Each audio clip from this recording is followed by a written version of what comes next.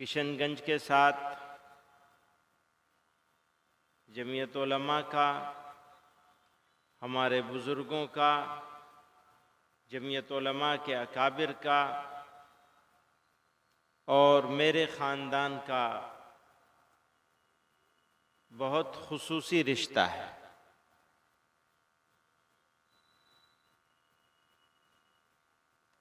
आज ये जम्मे गफ़ीर यहाँ जमा हुआ है इस बात के लिए कि जो मुश्किलात हैं उन पर गौर किया जाए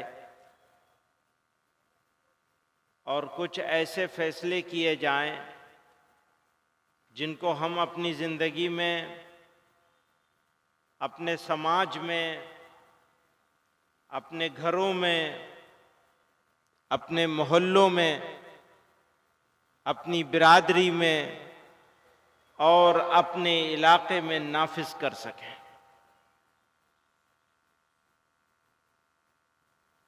सवाल तादाद का नहीं है, सवाल कमियत का नहीं है, सवाल कैफियत का है। अगर कैफियत अल्लाह और उसके रसूल सल्लल्लाहु अलैहि वसल्लम के मर्जी के मुताबिक है या मर्जी के मुताबिक करने की कोशिश की जाती है तो यकीन जानिए हालात के बदलने में, पलटने में देर नहीं लगेगी।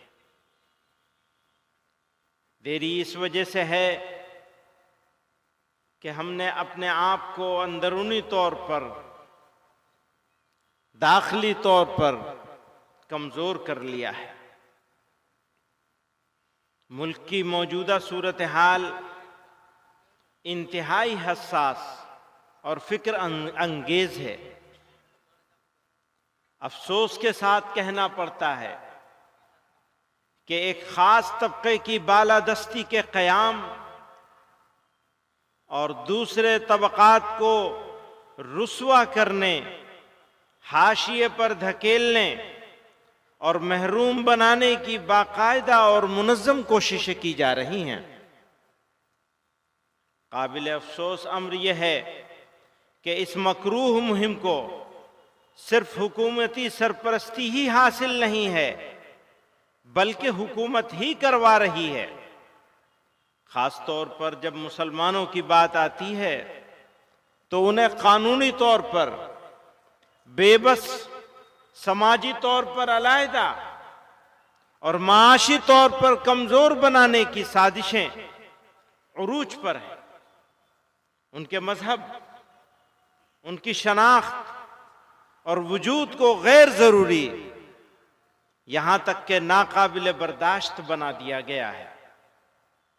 ये हालात इस नहज पर पहुंच चुके हैं कि आज मुसलमान खुद को राह चलते गैर महफूज महसूस करते हैं। उन्हें कदम कदम पर हक़ारत और नफ़रत का सामना है। जब ये अपने जायज़ हुकूक के लिए आवाज़ें उठाते हैं तो उनके घरों को बुलडोज़र के ज़रिए बर्बाद कर दिया जाए।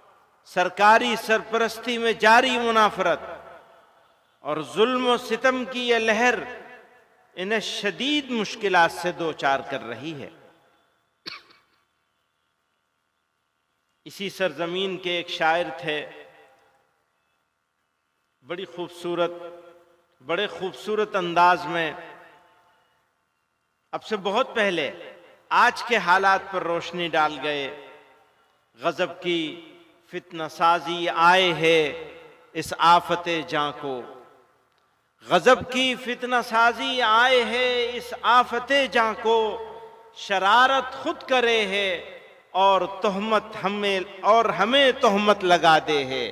शरारत खुद करे है और हमें तोहमत लगा दे है। मेरी बर्बादियों का डालकर इल्ज़ाम दुनिया पर, वो जालिम अपने मुंह पर हाथ रखकर मुस्कुरा दे है। अब इंसानों की बस्ती का ये आलम है कि मत पूछो, लगे है आग एक घर में, तो हम साया हवा दे है। कलेजा थाम कर सुनते हैं लेकिन सुन ही लेते हैं, मेरे यारों को मेरे गम की तलखी भी मजा दे है। बुजुर्गों और दोस्तों, किसी भी मुहज्जब समाज के लिए अदलो इंसाफ सबसे बड़ा मेयार है। अदलो इंसाफ के बगैर बड़ी से बड़ी रियासत, बड़े से बड़ा मुल्क बाकी नहीं रह सकता। मुल्क में अमन व अमान का क़याम और जराइम से पाक मुआशरे की तश्कील इंसाफ के बगैर मुमकिन नहीं। लेकिन अफसोस के साथ कहना पड़ रहा है कि गुज़िश्ता कुछ अरसे से बिलखुसूस बाबरी मस्जिद, तलाक सलासा जैसे बहुत से मसाइल पर फैसलों के बाद ये तासुर आम हो रहा है कि अदालतें रियासतों के दबाव में काम कर रही हैं। अक़लियतों के आईनी हुकूक और दस्तूर के बाद बुनियादी उसूलों की तशरीह की ऐसी मिसालें सामने आई हैं जिन्होंने अदालतों के किरदार पर सवालिया निशान लगा दिया है। मुख्तलिफ अदालतों ने मुस्लिम पर्सनल लॉ से मुताल्लिक़ मसाइल को लेकर जो फैसले दिए हैं, उनसे ऐसा महसूस होता है कि इन अदालतों ने कानून की तशरीह के बजाय कानून वज़ा करने की कोशिश की है।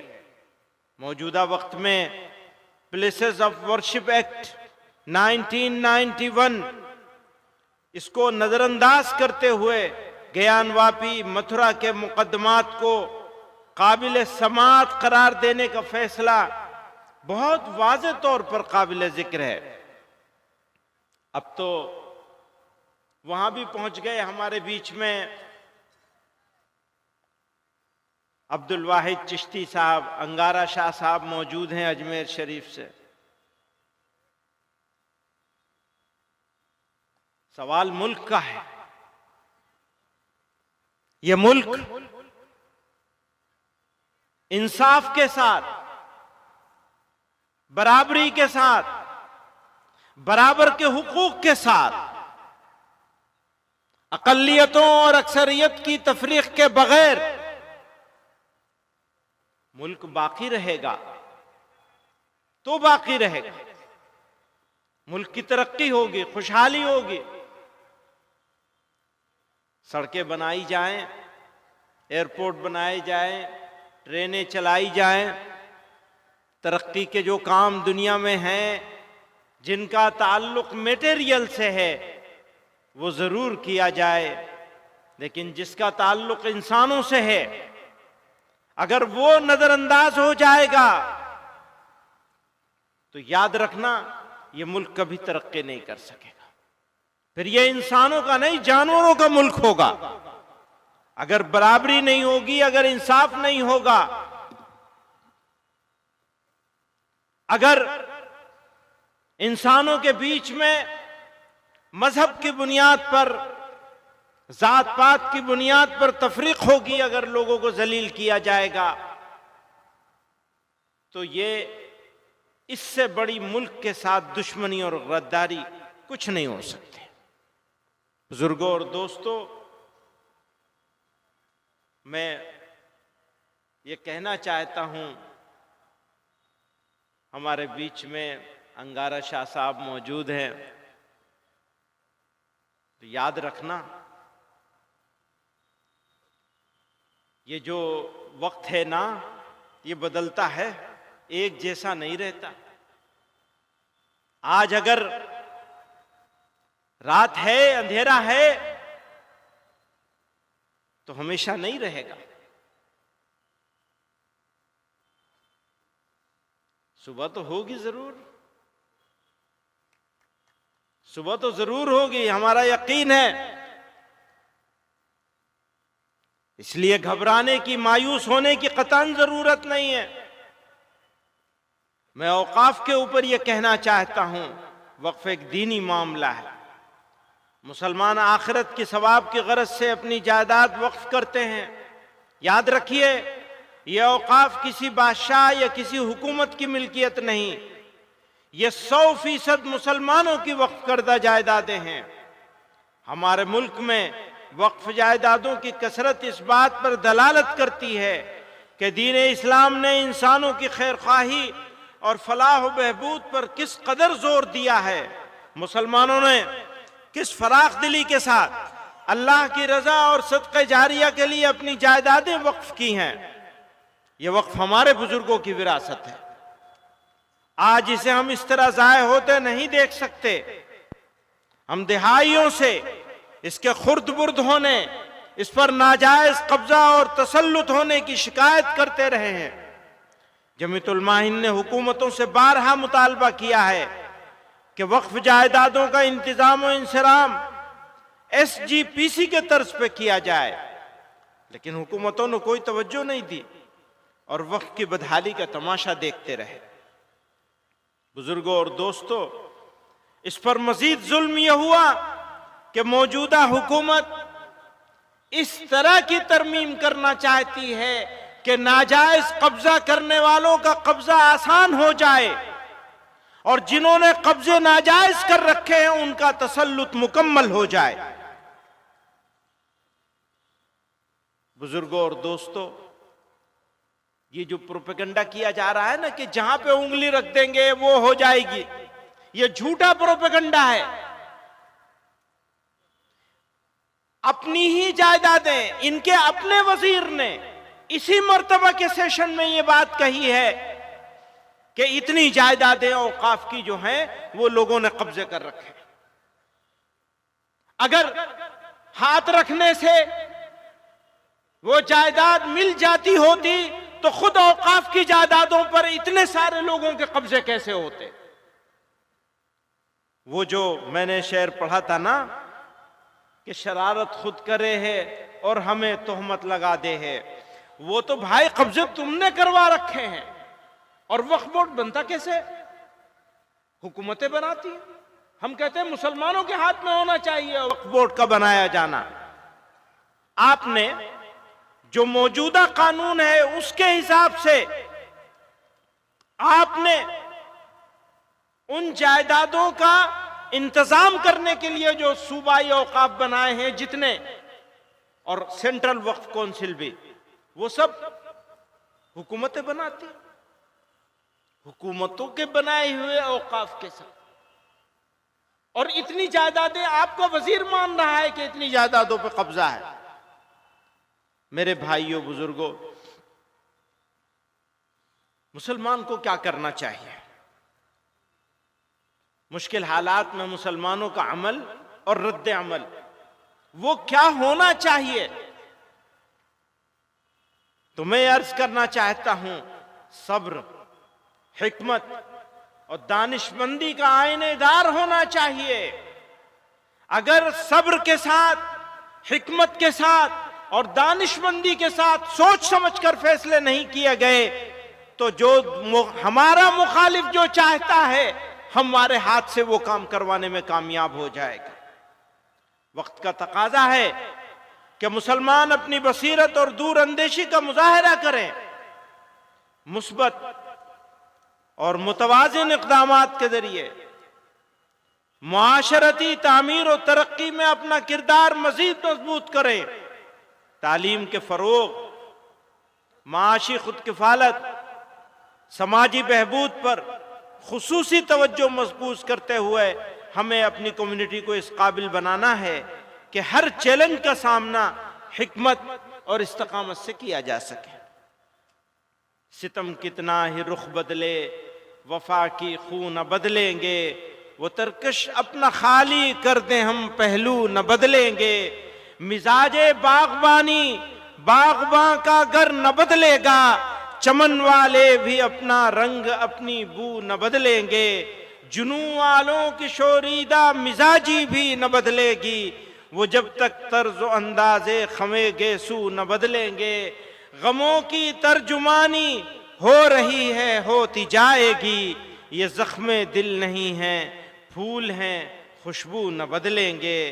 तेरा बख्शा हुआ सरमाए गम इतना प्यारा है कि जामे जम से भी हम एक बूंद आंसू, कि जामे जम से भी हम एक बूंद आंसू न बदलेंगे। मेरे दोस्तों, मिजाज दावती बनाना है। परवरदिगार आलम ने हमको इस सरजमीन पर पैदा किया और हमारे लिए ये इनाम है उसका करम है, उसकी मेहरबानी है कि उसने इस सरजमीन पर हमको पैदा किया।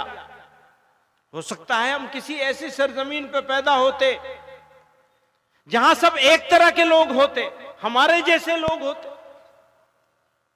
अल्लाह ताला ने हमको इस मुख्तलिफ ख्याल, मुख्तलिफ अकायद के सरजमीन पर पैदा फरमाया और हमारे लिए इस सरजमीन को मैदान अमल बना दिया। ये अफसोस और दुख की नहीं बल्कि खुशी, मुसर्रत और शुक्रगुजारी का मौका है। हमें यहां मौका मिला है अल्लाह और उसके रसूल सल्लल्लाहु अलैहि वसल्लम की इताअत के जरिए इस्लाम की हक्कानियत और इस्लाम की दावत पहुंचाने का। जरूरत इस बात की है कि मिजाज दावती हो, अदावती न हो। आज देखने में यह आया है कि कुछ लोग, कुछ जमातें, कुछ तंजीमें और हमारे बिरादरान वतन में भी थोड़े पॉलिटिकल फायदे के लिए लोग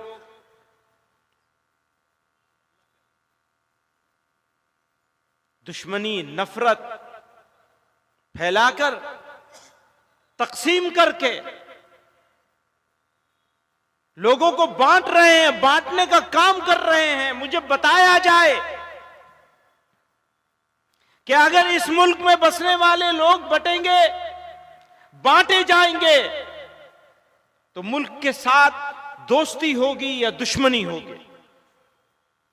इससे बड़ी गद्दारी कुछ हो नहीं सकती कि एक तबके को अलग कर दिया जाए, अलग थलग कर दिया जाए, महरूम करने की कोशिश करी जाए, जलील और रुस्वा किया जाए।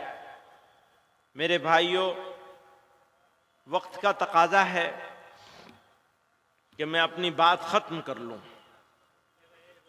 एक आखिरी बात कह करके अपनी बात खत्म कर लूंगा। कुरान करीम में अल्लाह ताला ने इरशाद फरमाया, फस्बिर कमा सबर उलुल अज़्म मिनर रुसुल। सूरह अहज़ाब में अल्लाह ताला इरशाद फरमाते हैं कि सब्र करो जैसा कि उलुल अज़्म रसूलों ने सब्र और इस्तकामत से काम लिया और खुदा पर भरोसा करो। इसी तरह सूरह अहज़ाब ही में, वो सूरह अहकाफ में था, ये सूरह अहज़ाब में है, वदा अदाहुम व तवक्कल अल्लाह, और उनकी ईज़ा रसानी को नजरअंदाज करो। हां, तकलीफ हमको होगी, तकलीफ पे हम आवाज भी उठाएंगे, लेकिन फैसला परवरदिगार के हाथ में रहेगा। हम सब्र करेंगे इस्तकामत के साथ, उनकी ईज़ा रसानी को नजरअंदाज करेंगे और खुदा पर भरोसा करेंगे। जब हमारा मिजाज अगर दावती हो जाए तो कुरान करीम ने इरशाद फरमाया, उदउ इला सबील रब्बिका बिल हिकमति वल मौइज़तिल हसनति वजादिलहुम बिल्लती ही अहसन। अपने रब के रास्ते की तरफ हिकमत और अच्छी नसीहत के साथ बुलाओ और उनसे इस तरीके से बहस करो जो सबसे अच्छा हो, सबसे बेहतर हो। इसी तरह अल्लाह ताला ने कुरान में इरशाद फरमाया, इदफा बिल्लती ही अहसन फ़इज़ल्लज़ी बैनका व बैनहु अदावतुन कान्नहु वलियुन हमीम। बुराई को भलाई के साथ, याद रखिए, बुराई बुराई से दूर नहीं हो सकती। कुरान में अल्लाह कह रहे हैं बुराई को भलाई के साथ दूर करो, तो तुम्हारे और जिस शख्स के दरमियान दुश्मनी होगी वो उस वक्त ऐसे हो जाएगा जैसे वो गहरा दोस्त हो। ये हमें समझिए कि हमको खुशखबरी दी जा रही है। मैंने कहा दावती मिजाज की जरूरत है, अदावती नहीं। याद रखिए, शहाबुद्दीन गौरी की दिल्ली छोड़कर सुल्तानुल औलिया सुल्तानुल हिंद, ख्वाजगे ख्वाजगान हजरत ख्वाजा मोइनुद्दीन चिश्ती अजमेरी रहमतुल्लाह अलैह पृथ्वीराज चौहान के अजमेर में आए थे। वो गौरी की दिल्ली छोड़ी और पृथ्वीराज चौहान के अजमेर में पहुंचे थे। लोग कहते हैं ऐसा कर दिया होता तो आज हम आराम से होते, अगर वैसा कर दिया होता तो हम आराम से होते, हम चले गए होते, उनकी बात मान ली होती। दावत का बुनियादी तकाजा यह था कि मजहब के नाम पर बनाए जाने वाले स्टेट के आइडिया को रिजेक्ट किया जाना था, और हम आज भी रिजेक्ट करते हैं इस आइडिया को। इस तरह से नहीं, छोड़ दीजिए माइक को, बिल्कुल आपने पहले ही 1 घंटा खराब किया।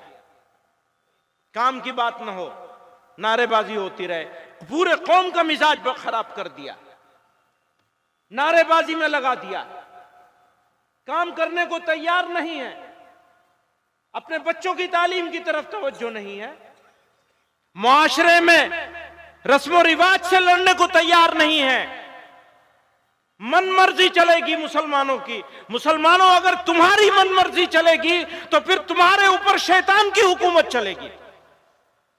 जब अल्लाह की हुकूमत नहीं चल सकती, जब रसूलुल्लाह की हुकूमत नहीं चल सकती सल्लल्लाहु अलैहि वसल्लम, भैया दुरूद तो पढ़ लो कम से कम। उनकी हुकूमत नहीं चलती तो किसकी चलेगी? किसकी हुकूमत चलेगी? अगर उनकी नहीं चलेगी तो किसकी चलेगी? शैतान की चलेगी, जालिम की चलेगी। अगर जालिम की हुकूमत हमारे ऊपर चलेगी तो फिर हो गया क्या? फिर कौन सा इस्लाम है? किस मुसलमान की बात करते हो?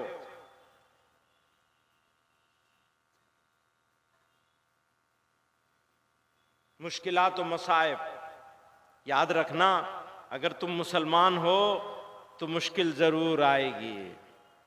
वलनब्लुवन्नकुम बिशैइम मिनल खौफि वल जू'i व नक़्सिम मिनल अम्वालि वल अनफुसि वस्समरात वबश्शिरिस साबिरीन।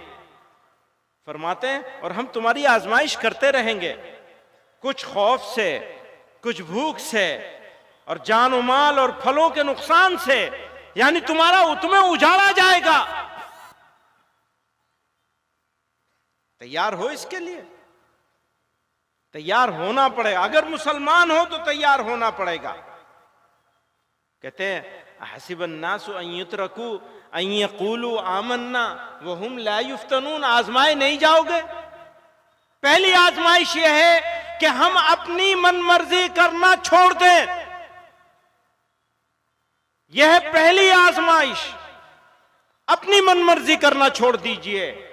अपनी शादियां उसके मुताबिक कीजिए जो उसवे रसूल है सल्लल्लाहु अलैहि वसल्लम। आपकी शादियां, आपके बच्चे, आपके घर, आपके मामलात, आपका पड़ोस, अगर वो ठीक है तो सब ठीक, वो नहीं ठीक तो कुछ नहीं ठीक। बुजुर्गों और दोस्तों, मैं अभी आ रहा था तो मुझसे बांग्लादेश के बारे में सवाल कर रहे थे। मैंने कहा अगर कोई गैर मुस्लिम किसी मुसलमान के दरमियान में रहता है और वो अपने आप को गैर मुस्लिमों से ज्यादा, गैर मुस्लिमों के इलाके में रहने वाले गैर मुस्लिमों से ज्यादा महफूज नहीं समझता, बाइज्जत नहीं समझता, तो ये मुसलमान के लिए अफसोस, दुख और सदमे का मकाम है। ये मुसलमान के ऊपर सवाल है।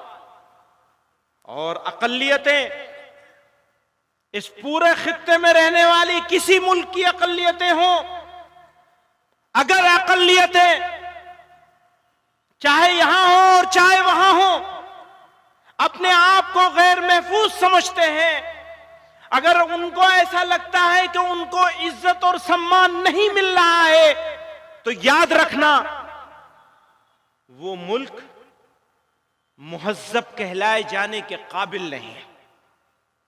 चाहे हमारा मुल्क हो और चाहे पड़ोस का मुल्क हो, चाहे बांग्लादेश हो, चाहे पाकिस्तान हो, चाहे अफगानिस्तान हो, कोई मुल्क हो,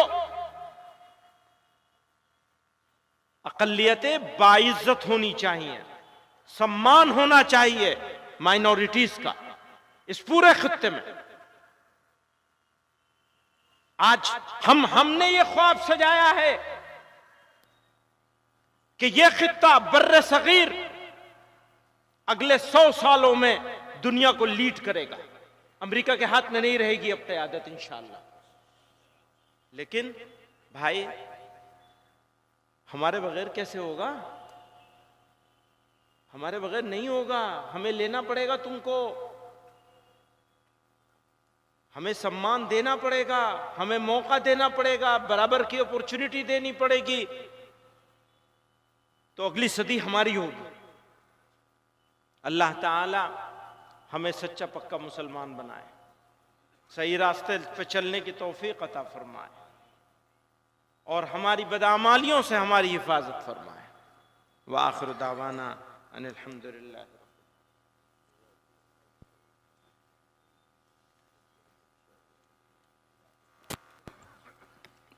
आज के इस अज़ीमुश्शान और तारीख़ साज इजलास का आखिरी खिताब और कलीदी खिताब मखदूम गिरामी हज़रत मौलाना